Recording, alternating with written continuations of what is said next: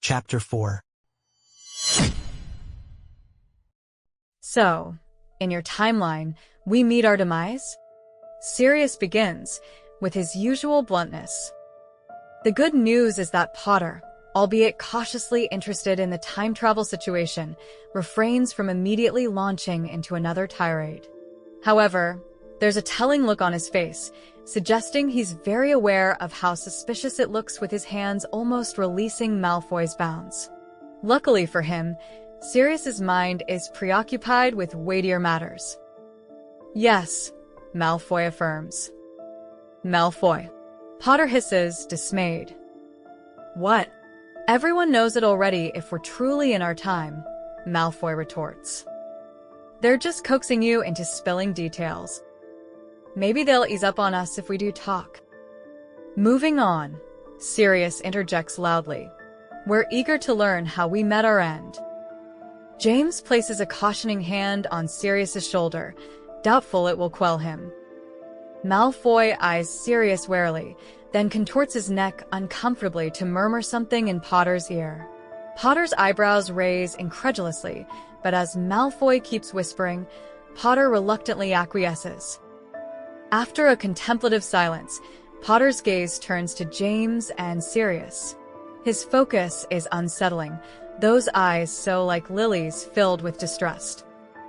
At last, he speaks. Peter Pettigrew is allied with the Death Eaters. Crap, says Sirius flatly. No, James protests weakly, barely above a whisper. No, he insists again, unable to force conviction into his words. Hasn't Potter given them enough clues already? Yet denial persists. Acceptance is unbearable. But Potter continues with measured clarity, his assessing eyes analyzing Sirius and James in turn. When Lily and James Potter, my parents, went into hiding, Pettigrew betrayed them to Voldemort. I was a baby when Voldemort arrived to kill them. His tone hardens. He killed Dad first. His last instruction was, take Harry and run. I'll delay him. Amidst the dread pounding through him, James draws a small measure of warmth from the name. Harry, he breathes. A slender connection to his grandpa Henry, who used to go by that name. Harry's eyes flicker with uncertainty, but resists long before he proceeds. My mum. Voldemort encountered her beside my crib. She pleaded for my life, refused to step aside, and he murdered her. My infant self was targeted next, yet somehow survived. For years, I thought all I remembered was a blinding green light until a Dementor's proximity unearthed my parents' last words. Malfoy emits a soft, guilt-tinged "oh," ignored by all. Harry's gaze anchors on James, drowning him in the nightmare of this story, breathless. Sirius rests a trembling gasp, prompting Harry to switch his focus. Sirius Black found me alive amidst the ruins of the nursery, but abandoned me to pursue Pettigrew. Being the sole one aware of his betrayal, Sirius confronted him, but Pettigrew screamed accusations that Sirius condemned my parents before blasting the street apart, feigning his own death to slip away.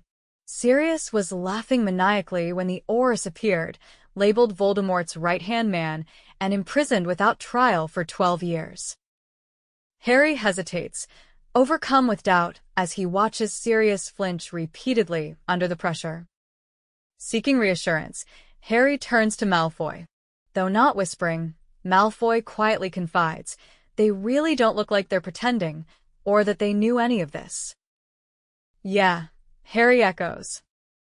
Finish, Sirius insistently requests, his voice strained. James finally redirects his attention from the future version of his son, grappled by horror, to look at Sirius. He's visibly shaking, eyes wild with a familiar intensity. Harry pauses to assess, then resumes. Sirius eventually broke out of Azkaban to find the elusive Wormtail. A confrontation ensued, revealing the truth to me, my friends, and Lupin, yet Pettigrew escaped, fleeing to restore Voldemort. Why didn't I finish him? Sirius whispers, devastated. I told you not to, Harry replies with a peculiar tone James can't decipher. I didn't want you to become killers. He was meant for the Dementors. He plows on through Sirius' anger. Wormtail died, either at my indirect hand or directly. It remains unclear. His magical appendage turned against him. The enormity of what Harry endured crashes over James, leaving him nauseous. Reconciling Peter's treachery, Sirius' wrongful punishment, his own death, it's overwhelming. Harry regards him with Lily's eyes, but James cannot interpret what the boy sees. All right, Harry quietly challenges. Prove it's truly you. How? Questions James. I'm not sure, Harry admits. That's the dilemma, isn't it? James mulls it over. The Order employed coded questions, yet there's another way. With a wince at Harry's wariness, he draws his wand. Expecto Patronum, he chants. His spectral stag emerges and approaches Harry. The bound boy twitches, trying to reach as if having forgotten his restraints, eyes glistening as he gawks. When the stag dissipates, Harry hastily blinks, clearing his throat. He faces Sirius next. Your turn, he directs. Obligingly, Sirius unleashes his accustomed wolf Patronus, stunning Harry into suspicion. That's not Padfoot, Harry asserts. Of course not, Sirius responds, as puzzled as James. It's Moony. The suspicion subsides, but Harry looks even more perplexed. Why Moony? Harry presses. Sirius shrugs. We derive strength from each other. It's always been this way. The longer Harry analyzes, the more restless James becomes. Did he not say Remus was still around and aware of Sirius's innocence? Why would Moony's representation surprise him? You're aware your Patronus doesn't always signify. James halts abruptly, avoiding Dumbledore's scrutiny. I mean, it signifies various aspects. Inner character, affection, or other influences. Harry's eyes widen, encroaching ever wider. James couldn't shake the feeling as he seemed to utter to himself words that spoke of affection. It didn't ease the churning unease in his stomach. Hell, Sirius whispered, his voice tinged with disbelief. You didn't catch on about Moony and me? This is absurd, Malfoy grumbled quietly. Harry cleared his throat and knitted his brows in thought. I wasn't aware. Has he moved on? I don't know, Harry replied with a helpless shake of his head. While you were alive, he didn't mention anyone else. But if you two reconciled, I wasn't informed. When I was alive, Sirius repeated, his voice hollow. He moved on after my death? Harry averted his gaze, offering only a resigned shrug. Was it a deep connection? It wasn't you, clearly, James interjected with a grin that quickly vanished as Sirius delivered a solid punch to his gut, a deserved one, James conceded. Well, kind of, yes, Harry admitted, voice tinged with uncertainty. Malfoy continued his mantras, muttering about not being present for this. Sirius slumped forward, elbow resting on his forearm, pinching the bridge of his nose in distress. Just tell me. He got married and had a kid, Harry confessed. Sirius looked like he'd been struck. Though, Harry added awkwardly, perhaps he only wed because of the child. Things progressed rapidly after all, but... Enough, Sirius pleaded, silencing Harry, who appeared gratefully silent. Did my Patronus change?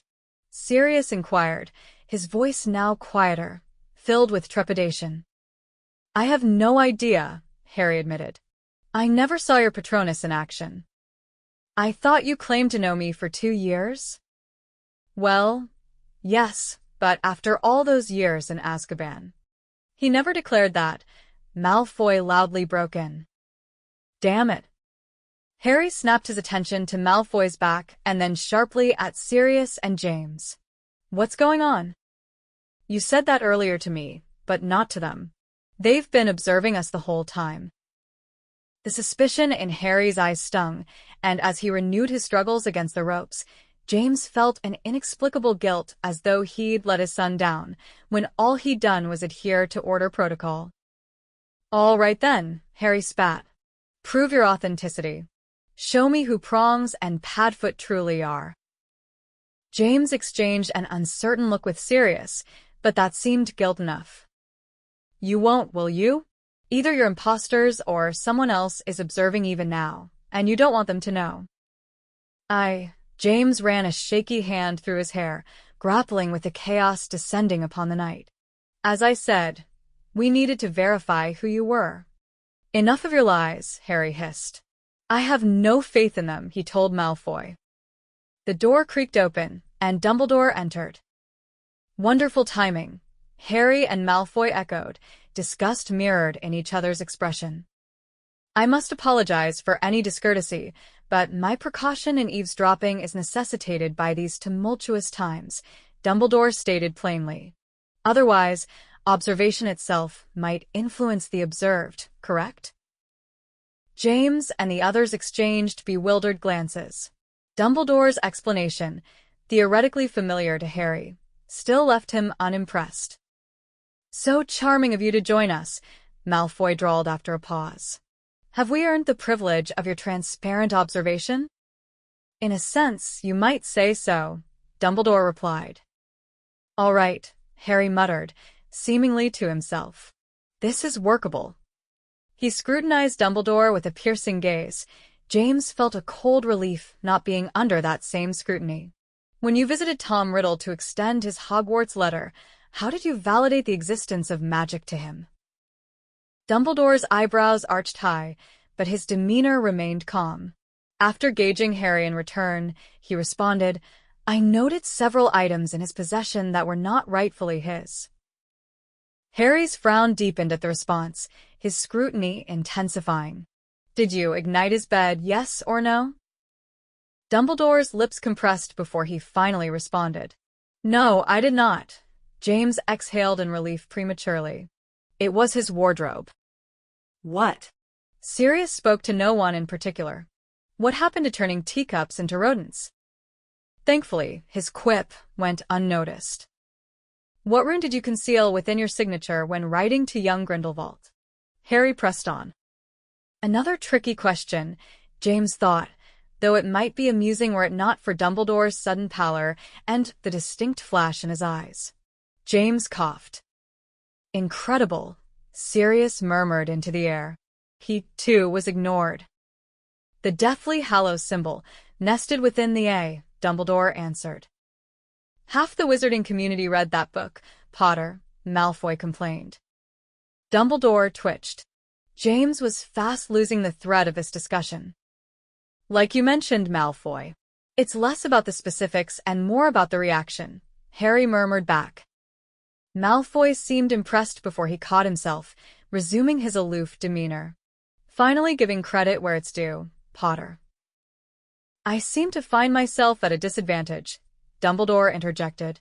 "You know a great deal about me, yet I remain largely uninformed about you both." "Not a pleasant sensation, is it?" Harry remarked bitterly.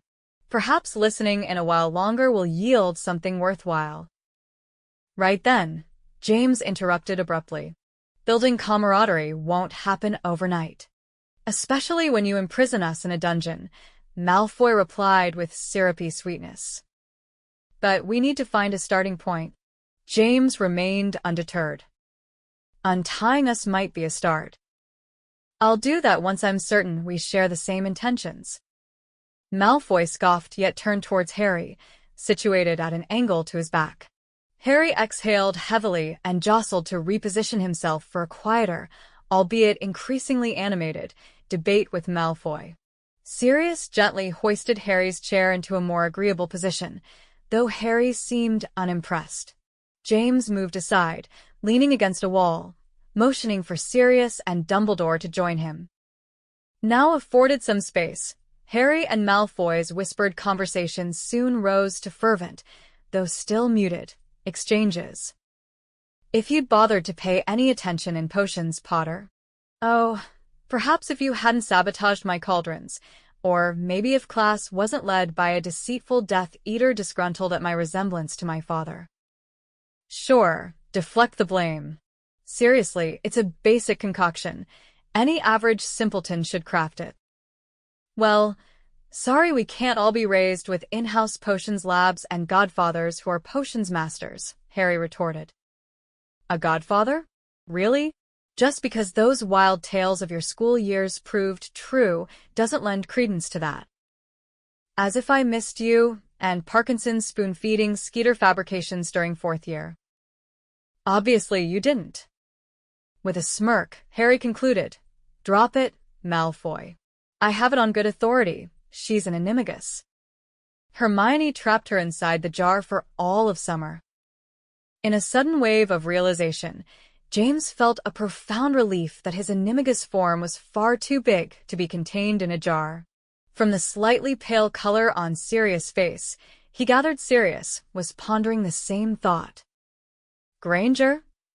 Malfoy exclaimed, his voice incredulous. There was a trace of admiration as he added, Didn't think she had it in her. At least Rita Skeeter isn't spreading false tales about me anymore, right? Oh, don't act like you don't savor the spotlight. Trust me, Malfoy, I genuinely don't. Did you, or did you not distribute autographs when you were just a second year? What? I did no such thing.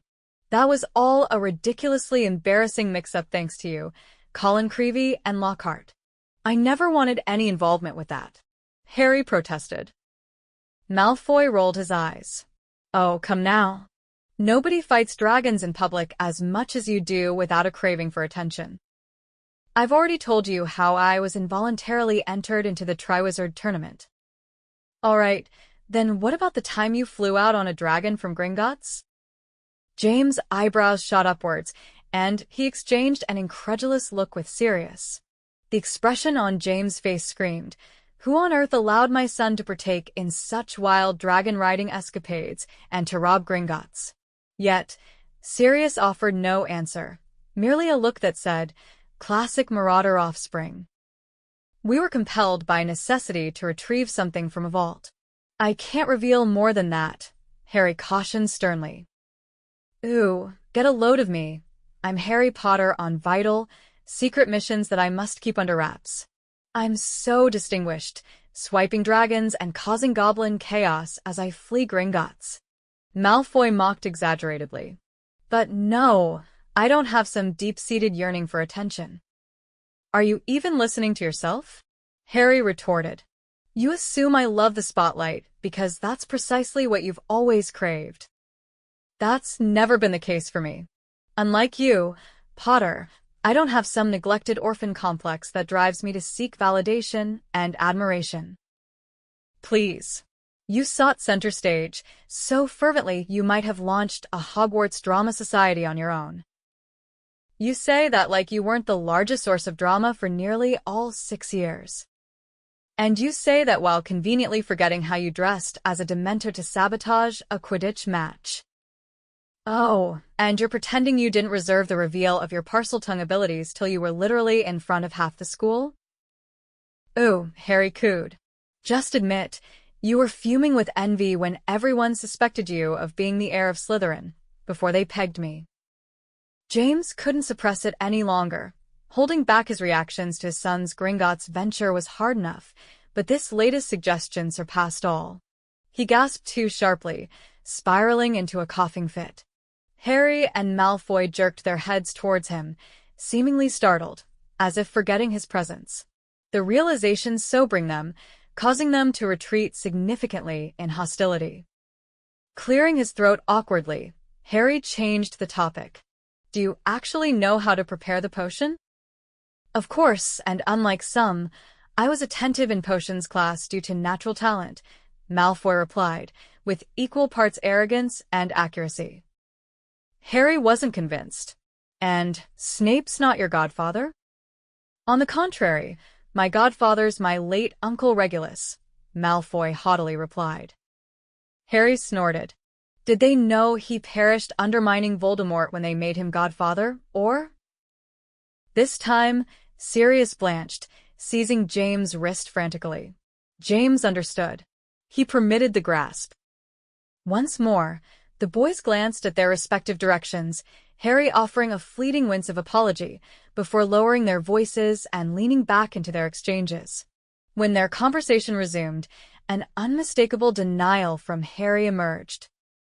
"It's perfectly safe, honestly," Malfoy said, exasperatedly. "I couldn't care less. Nobody's getting a drop of my blood for any potion. It's out of the question." "It's not dark arts, you fool, really." "Dark arts?" Harry echoed, indignantly. "Recall the last time my blood went into a potion. It birthed an almost immortal, terrifying snakeman. So forgive me for... Oh, cry a river." "Pardon me?"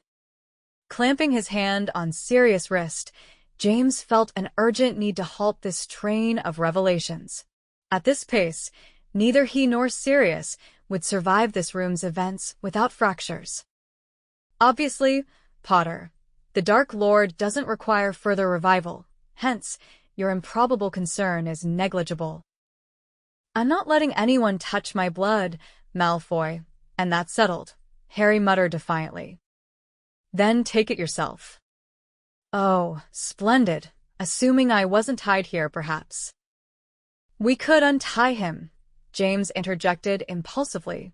Receiving a sharp, disapproving look from Dumbledore, he brushed it aside. If Harry was indeed his child, James felt he deserved some input. He took a step forward. "If there's anything to be done to verify, well, our theory, then briefly under watch, we'll untie you." "See, Potter?" Malfoy said triumphantly. "Extract your own sample." Harry's glare at Malfoy spoke volumes. While James sensed the issue was not about his freedom, the chance to be momentarily unbound was enticing enough. "Fine. Let's perform a paternity potion." Well, that was a more comforting revelation in potions involving blood than those lurking in James' mind. "All right," he nodded. "I'm still connected with St. Mungo's, so I could retrieve." "No," Malfoy interrupted. "Only I brew it, or I oversee the preparation." "Isn't that extreme?" James ran a hand through his hair, bewildered. "It figures all Potters are clueless at potions," exclaimed Malfoy with an eye roll. "There are false positive paternity potions, and I must." "False positive paternity potions? Those don't exist." "Oh, prongs," Sirius chuckled, throwing an arm over his shoulder. "Magic bless you and your trusting, light-sided kin." "So pure, so sheltered." James grumbled, unimpressed. "You're implying they do exist." "Oh, yes. A nightmare for blood purists, they are. My grandfather Pollux had all the potion rooms in the Black Estates purged of hemp whenever he caught wind of a conception." "Blacks," James muttered, ignoring Malfoy's derisive laughter. "Still, it might be a plausible solution," Sirius concluded. "What do you think, Dumbledore?" Given the circumstances, seeking assistance from one of the Order's finest potion experts could indeed prove beneficial, Dumbledore mused, looking expectantly at James. Strangely so, as James was hardly noted for his brewing prowess. In fact, that honor belonged to... "Oh," he exclaimed. His eyes lit up with realization. "Yes. I'll just go fetch her. We can prepare in the upper lab." Dumbledore nodded in agreement. James casts a meaningful glance towards Sirius, assessing that his friend is in no worse shape than he currently finds himself. With that, James rushes out, leaving the room swiftly. Thanks for listening. If you enjoyed this chapter, please hit the subscribe button and ring the bell to stay updated with more audiobooks. Happy listening!